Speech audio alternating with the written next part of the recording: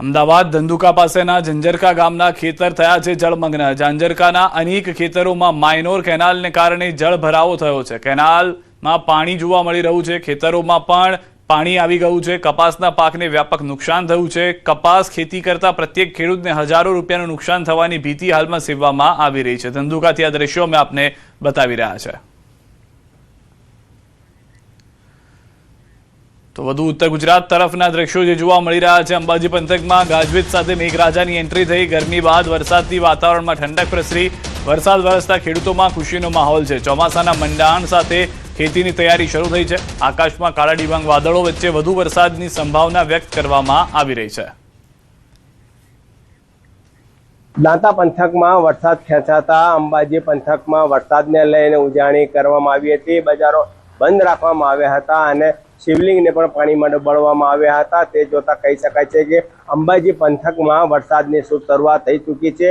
જાણે ચોમાસું બેસી ગયું હોય તેવા દ્રશ્યો જોવા મળે છે। આપણે બતાવવા માંગીશું હાલ તબક્કે જે વરસાદ છે એ વરસાદ વરસી રહ્યો છે અને બપોર બાદ છે આ વરસાદની શરૂઆત થવા પામી છે અને એકાએક વાતાવરણમાં પલટો થતા વરસાદની શરૂઆત થઈ છે। અને હાલ તબક્કે પણ જે રીતે જોઈ રહ્યા છો કે વરસાદ જે છે અંબાજીમાં હાલ જે રોડો ભીંજાયા છે અને ધીમી ગતિ એટલે કે ધીમી ધારે વરસાદ વરસી રહ્યો છે અને હાલ તબક્કે લોકો જે છે છત્રીનો પણ ઉપયોગ કરતા નજરે પડી રહ્યા છે અને લાંબા સમય બાદ આ છત્રી ફરી એકવાર આ લોકોએ હાથમાં લીધી છે અને હાલ તબક્કે પણ જે છે વરસાદની જે શરૂઆત થવા પામી છે તે જોતા એવું લાગ્યું છે કે મોડી સાંજ સુધી આ વરસાદ વરસી શકે છે। ગરમીના ઉકળાટ બાદ આંશિક ઠંડકમાં પણ રાહત જોવા મળી રહી છે। મહેન્દ્ર અગ્રવાલ, ન્યૂઝ 18 ગુજરાતી, અંબાજી। તો અમરેલી ધારી ગીર જંગલ અને ગીર ગ્રામ્ય વિસ્તારમાં મેઘો ઓળઘોળ થઈ ગયો છે। ધારી, ચલાલા, જરમુરજર, દુધાળા, ડાંગવદર, પીપરિયા સહિત તાલુકામાં સાર્વત્રિક વરસાદ। ખેતરો તેમજ રસ્તામાં ભરાયા છે વરસાદી પાણી। ગીર ગ્રામ્યમાં ધોધમાર વરસાદથી નદી નાળામાં પૂર છે। શેત્રુંજય, હેમરાજીઓ, લીંબડિયા, વડલા, વાળી નદીમાં ઘોડાપૂર આવ્યું છે। પૂરની આવકથી ખોડિયાર ડેમ, જર ડેમમાં પાણીની બમ્પર આવક થઈ છે। અવિરત વરસાદથી ચેકડેમો છલકાઈ ગયા છે। તો દ્રશ્યો આપ જોઈ રહ્યા છો ધારીના। જે રીતે અમરેલીની અંદર પણ અલગ અલગ વિસ્તારથી સમાચાર આવી રહ્યા છે કે જે તાલુકા કોઈ ગ્રામ બાકી નહીં હોય કે જ્યાં આગળ મેઘ મહેર ન થઈ હોય। કેટલાક વિસ્તારમાં મેઘ મહેર કહેર રૂપી પણ જોવા મળી રહી છે, પરંતુ હાલમાં જે જળસ્તર છે ડેમના, નદીના, તે ઉપર આવતા જોવા મળી રહ્યા છે। સુરેન્દ્રનગરમાં ચાલુ વરસાદમાં રસ્તાનું કામ થતું હોય તેવા દ્રશ્યો આવ્યા છે સામે। લીંબડી તાલુકાના ઊંટડી ગામે ચાલુ વરસાદમાં રસ્તાનું કામ કરી તંત્રએ કર્યું બુદ્ધિનું પ્રદર્શન। ઊંટડી ગામે સુવિધા પથ અંતર્ગત રસ્તાનું નવીનીકરણ કામ કરવામાં આવી રહ્યું છે। વરસાદી પાણી ભરેલા હોવા છતાં રસ્તાનું આરસીસી કરવાની કામગીરી કરવામાં આવતા સ્થાનિકોમાં રોષ જોવા મળ્યો છે। ચાલુ વરસાદમાં રસ્તાની કામગીરી કરવામાં આવતા રસ્તાની ગુણવત્તાને લઈને અનેક સવાલો ઉઠ્યા છે। જવાબદાર અધિકારીઓ અને કોન્ટ્રાક્ટર વિરુદ્ધ કડક કાર્યવાહી કરવાની માંગ સાથે જાગૃત નાગરિક દ્વારા વિડીયો વાયરલ કરવામાં આવ્યો છે। મુંબઈથી સમાચાર। મુંબઈના દરિયામાં જોરદાર કરંટ જોવા મળી રહ્યો છે। દરિયામાં ઉછળી રહ્યા છે જોરદાર મોજા। લોકોને દરિયા કિનારે ન જવા અપીલ કરવામાં આવી છે। મુંબઈના કેટલાક વિસ્તારોમાં ભારે વરસાદ પણ જોવા મળ્યો છે। ભારે પવન ફૂંકાઈ રહ્યો છે। પવન સાથે ભારે વરસાદના દ્રશ્યો મુંબઈ શહેરથી, જ્યાં આગળ દરિયા કિનારે તમામ લોકોને દૂર કરી દેવામાં આવ્યા છે। જ્યાં આગળ લોકો, પ્રવાસીઓ જતા હોય છે તેઓને દૂર કરી દેવામાં આવ્યા છે। હાલમાં અનેક વિસ્તારમાં જે વરસાદ છે તે જોવા મુંબઈમાં મળી રહ્યો છે। ભારે પવન સાથે વરસાદને કારણે જાણે વાવાઝોડું આવ્યું હોય તેવી પરિસ્થિતિનું નિર્માણ મુંબઈ શહેરમાં થયું છે।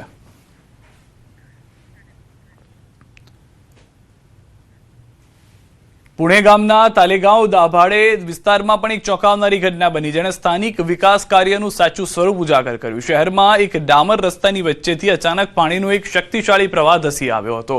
એક ક્ષણ માટે લોકો ગભરાઈ ગયા। તેમને લાગ્યું કે રસ્તો જ ફાટી ગયો। આ ચોંકાવનારી ઘટના સીસીટીવીમાં પણ કેદ થઈ ગઈ છે। જે દ્રશ્યો આપ જોઈ રહ્યા છો તે પ્રમાણે એક રસ્તા પરથી લોકો પસાર થતા હતા અને અચાનક પાણી જે છે તેમાંથી નીકળવાનું શરૂ થઈ જાય છે। તાલેગાંવ દાભાડે પાસેની આ પરિસ્થિતિ છે કે જ્યાં આગળ સીસીટીવીમાં સમગ્ર ઘટના જે છે તે જોવા મળી રહી છે। એક મહિલાએ રસ્તા પરથી પસાર થાય છે। જેવો જ તેઓ રસ્તો પસાર કરે છે કે જાણે રસ્તો ફાટી ગયો હોય તેમ તેમાં વચ્ચેથી પાણી નીકળવાની શરૂઆત થઈ જાય છે।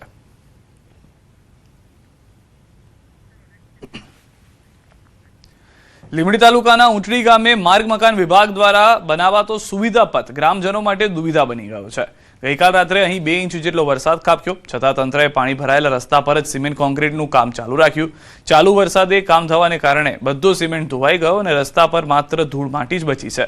આ નબળી ગુણવત્તાને કારણે સ્થાનિકોમાં કોન્ટ્રાક્ટર અને તંત્ર સામે રોષ છે. ગ્રામજનોનો આક્ષેપ છે કે સ્થાનિક નેતાઓની મીઠી નજર હેઠળ અહીં મોટા પાયે ભ્રષ્ટાચાર થઈ રહ્યો છે અને જવાબદાર અધિકારીઓ ક્યારેય સ્થળની મુલાકાત લેતા નથી.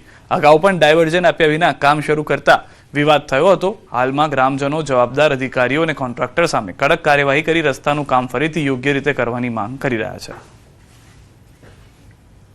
કેટલા પાણી ભરાણ છે ઘૂંટણ સુમાણ સુધી. એમ્બ્યુલન્સ ને ગમે તે અમારે તકલીફ થઈ હોય તો કોને બોલાવવાનું, શું કરવાનું, બાળકોને કેમ સ્કૂલે મોકલવાના? અત્યારે અમારે ઊંટડી ગામે સુવિધા પંચનો રોડનું કામ ચાલુ છે.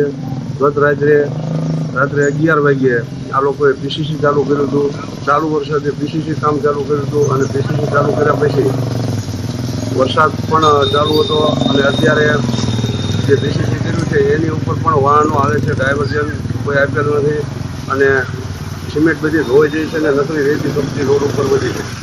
અત્યારે પીસીસી ઉપર જોવા જઈએ તો સિમેન્ટ જેવું કાંઈ દેખાઈ ન રહ્યું અને ખાલી માટી રેતી અને કપચી જેવું દેખાઈ રહ્યું છે. તંત્ર આમાં કોઈ ધ્યાન આપતું નથી, કોઈ અધિકારી સાઈડ ઉપર આવતા નથી.